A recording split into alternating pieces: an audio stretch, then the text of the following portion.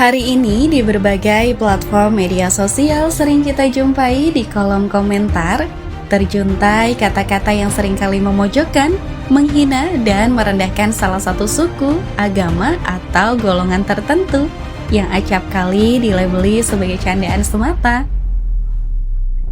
Tentunya hal ini bukanlah sesuatu yang boleh dibiarkan begitu saja dan harus segera diakhiri dengan kesadaran penuh. Tanpa memihak salah satu golongan, hal ini menjadi perhatian kita untuk menyadari betapa bahayanya ujaran kebencian yang sering terlontar tersebut bukan tidak mungkin akan menjadi bom waktu yang akan meledak kapan saja. Salah satu filsuf yakni George Hegel pernah mengungkapkan, satu-satunya hal yang kita pelajari dari sejarah adalah bahwa kita tidak belajar apapun dari sejarah, di mana hal tersebut menyoroti suatu fakta bahwa kegagalan manusia untuk belajar dari kesalahan masa lalu, sehingga cenderung mengulanginya kembali. Sebagai disclaimer, video ini dibuat untuk sarana refleksi Persatuan Indonesia yang baru saja memperingati Hari Ulang Tahun Indonesia ke-80 tahun dan dokumenter sejarah tanpa maksud untuk kembali membuka luka lama yang dapat menyalakan kembali api permusuhan dan pertikaian antar golongan dan individu manapun.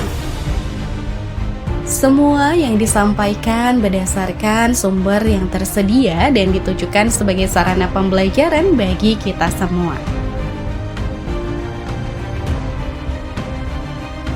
Konflik Ambon yang menyeruak pada akhir tahun 1999 bukanlah sebuah tragedi yang muncul tanpa alasan. Ia ibarat api yang telah lama membara di bawah abu tertutup dan nyaris tak terlihat. Namun sesungguhnya menyimpan potensi ledakan sosial yang sangat dahsyat. Ketika akhirnya pecah, konflik ini bukan sekedar pertikaian antar agama, melainkan manifestasi dari luka sejarah, ketimpangan sosial, dan dinamika politik yang telah membusuk selama puluhan tahun. Pada masa itu, Ambon seperti dua dunia yang berjalan sejajar. Di satu sisi, keberagaman agama tampak harmonis, namun di sisi lain, ada persaingan diam-diam yang semakin memperlebar jurang antar komunitas Kristen dan Islam ketika Orde Baru runtuh. Pada tahun 1998, muncul ruang bagi ketegangan yang selama ini terpendam untuk meledak. Reformasi yang membuka kebebasan justru menjadi pedang bermata dua. Kekosongan kekuasaan dan ketidakstabilan politik di tingkat nasional menciptakan celah bagi konflik di daerah dan yang menjadi nyata, yakni di Ambon. Pada November 1998, Jakarta Utara diguncang oleh kerusuhan berdarah yang dikenal sebagai tragedi Ketapang. Bentrokan terjadi antara kelompok preman Ambon yang mayoritas beragama Kristen dan warga lokal yang beragama Muslim. Insiden ini menewaskan puluhan orang dan menyebabkan kerusakan besar termasuk pembakaran rumah ibadah dan juga pemukiman warga. Setelah kerusuhan mereda, TNI Angkatan Laut mengambil langkah tegas dengan mentertibkan dan memulangkan hampir 200 orang preman Ambon dari Jakarta ke kampung halaman mereka di Maluku. Langkah ini dilakukan sebagai bagian dari upaya meredakan ketegangan dan memulihkan stabilitas keamanan di ibu kota pasca kerusuhan. Namun kembalinya preman tersebut justru membawa dampak serius di tanah asal mereka. Menurut sejumlah saksi mata dan peneliti konflik, beberapa dari preman yang dipulangkan itulah yang kemudian berperan sebagai provokator dalam pecahnya kekerasan sektariat pertama kali di Ambon pada Januari 1999. Mereka disebut-sebut memicu konflik antara komunitas Muslim dan Kristen yang sebelumnya hidup berdampingan secara relatif damai. Aksi provokatif ini menciptakan percikan awal yang kemudian menjalar menjadi konflik horizontal berkepanjangan di Maluku yang menewaskan ribuan orang dan memecah belah struktur sosial masyarakat selama bertahun-tahun. Kasus tersebut memiliki benang merah yang terhubung secara kuat dalam mempengaruhi pecahnya konflik berbalut konflik agama di Ambon ini. Pada tanggal 19 Januari 1999, semua berawal dari sebuah perkelahian kecil antara seorang pengemudi angkot dan seorang pemuda di Terminal Batu Merah menjadi titik awal konflik yang besar. Meskipun pada awalnya ini adalah insiden personal. Rumor yang tersebar menyebut bahwa perkelahian itu bermotif agama. Ketegangan yang telah memuncak segera berubah menjadi kerusakan massal dalam waktu singkat. Tempat-tempat ibadah dan fasilitas umum dibakar. Dua golongan yang sebelumnya hidup damai secara berdampingan mulai memisahkan diri yang secara fisik menciptakan kantong-kantong pemukiman berbasis agama. Setelah insiden tersebut, kekerasan di Ambon meningkat dengan cepat. Konflik yang awalnya bersifat lokal berubah menjadi pertikaian berskala nasional yang melibatkan berbagai kelompok yang terorganisir dan persenjataan yang semakin mematikan. Dalam babak ini muncul pengaruh militan dari luar Ambon yang memperparah konflik dan menjadikannya perang sektarian yang berlarut-larut. Di pihak Muslim, muncul kelompok seperti Laskar Jihad yang datang dari Maluku dengan membawa misi jihad untuk melindungi komunitas Muslim. Di sisi lain, kelompok-kelompok Kristen lokal juga membentuk milisi untuk melindungi wilayah mereka. Beberapa bahkan mendapatkan dukungan senjata dari jaringan internasional.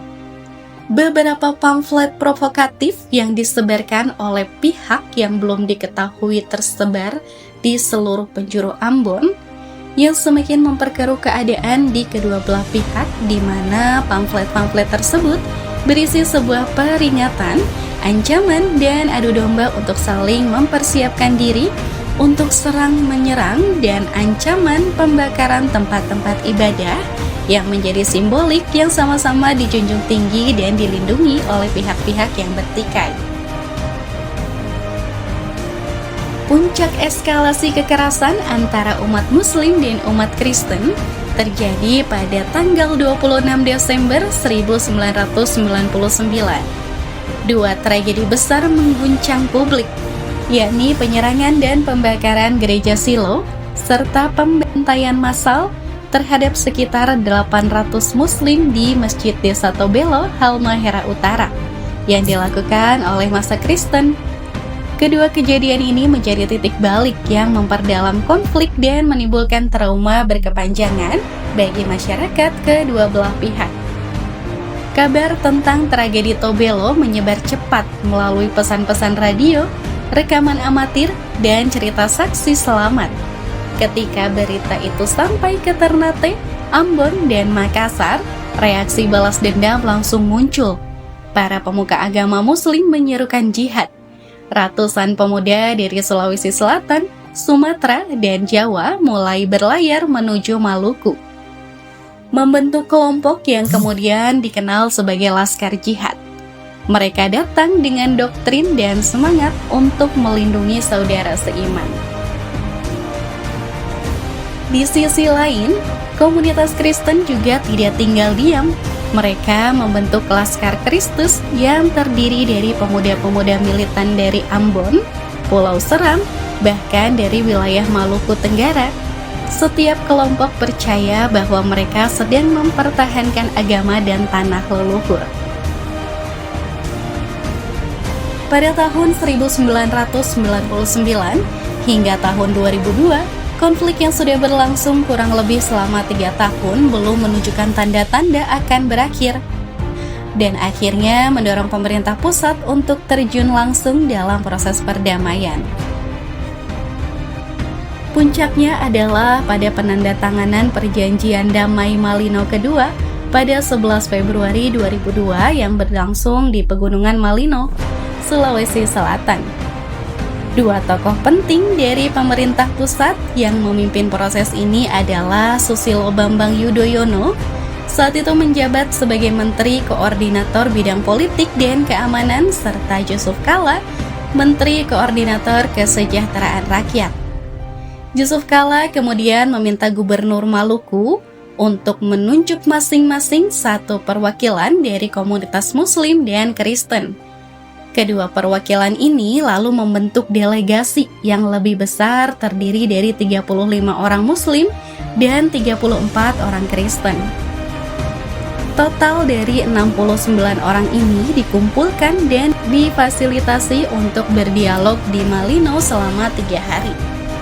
Konflik Ambon yang pecah pada awal 1999 ini menjadi salah satu tragedi kemanusiaan terbesar dalam sejarah Indonesia pasca reformasi. Infrastruktur kota Ambon dan wilayah sekitarnya hancur parah. Ribuan rumah warga dibakar, begitu pula sekolah, pasar, kantor pemerintahan, masjid, gereja, dan jembatan. Jalan-jalan menjadi sepi dan mencekam. Kota yang dulunya hidup dan dinamis berubah menjadi kawasan yang porak-poranda, sunyi, dan penuh ketakutan.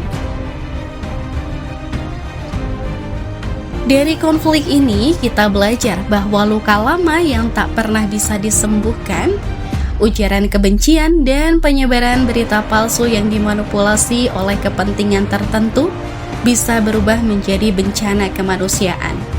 Konflik ini merupakan bagian dari sejarah yang mengajarkan betapa pentingnya perdamaian, toleransi, dan persetujuan di tengah keberagaman. Kami mengajak semua pihak untuk menyikapi video ini dengan bijak, menghindari ujaran kebencian, serta menjadikan peristiwa ini sebagai pelajaran untuk membangun masa depan Indonesia yang lebih harmonis dalam menghadapi perbedaan dan keragaman.